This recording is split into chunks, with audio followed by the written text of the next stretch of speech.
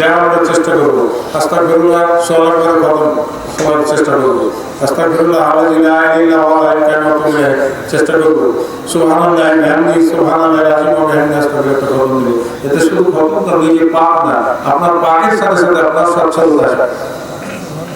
আপনি পাক পবিত্র হবেন, সচ্ছলতা আসবে আপনার ভিতরে। কথা বুঝতে বন্ধু, এরকম কথা তো কোনো আলেমের কাছে শুনিনি। বিপদে পড়ে গেছে বলে হাসপাতাল হলেন না হতে পারে, কিংবা বলতে শুনেছিলাম আমার কথা দিলে কিংবা কেউ বলতে লাইল্লাহ সুবহানাল্লাহি মুমিনা জানেন করো। আর আমি আবার খুলে রাস্তা খেললাম অভিনয় করে যে আমি আল্লাহর কাছে যখন কেউ আত্মসমর্পণ করবেন তখন আল্লাহ তার আপন হয়ে যাবে। বলেন আল্লাহ তখন তার আপন হয়ে যাবে।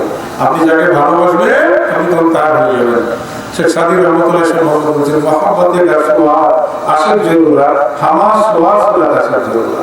যখন কেউ আল্লাহকে ভালোবাসে তখন আল্লাহ তাআলার ছবিটা তার কলবের ভিতরে এসে যায়, রুহের ভিতরে এসে যায়, শেরের ভিতরে এসে যায়, কবির ভিতরে এসে যায়, আক্ষর ভিতরে এসে যায়, নকশের ভিতরে যে আসা যায়। নকশার কি বদমাশি করবে? এতে আল্লাহর সুরত চলে এসে নকশার ভিতরে, আর বদমাশি করতে পারবে? পারবে না। তাই আমার প্রাণের রাসূল বলতে যাবে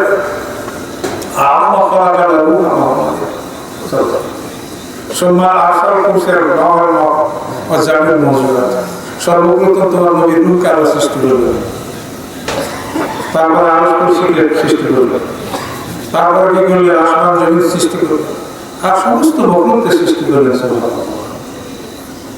আব্দুল হক মুহাদ্দিস দেহলভী রহমাতুল্লাহ বর্ণনা করেছেন তার রূহের সাহায্যে কিন্তু আমরা মানুষ, রূহের সাহায্যে আমরা মানুষ।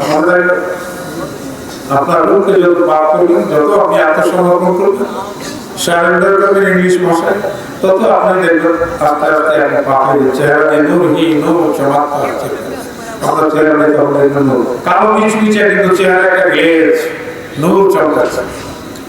কালো মিচমিচে কিন্তু গ্লেজ নূর, কারণ আপনার রূহ মনে করেন যে রিফাইন্ড হয়ে যাচ্ছে, পরিষ্কার হয়ে যাচ্ছে, পাক হয়ে যাচ্ছে, পবিত্র হয়ে যাচ্ছে, তার বাইরের সুরত আলাদা হয়ে বলেছে।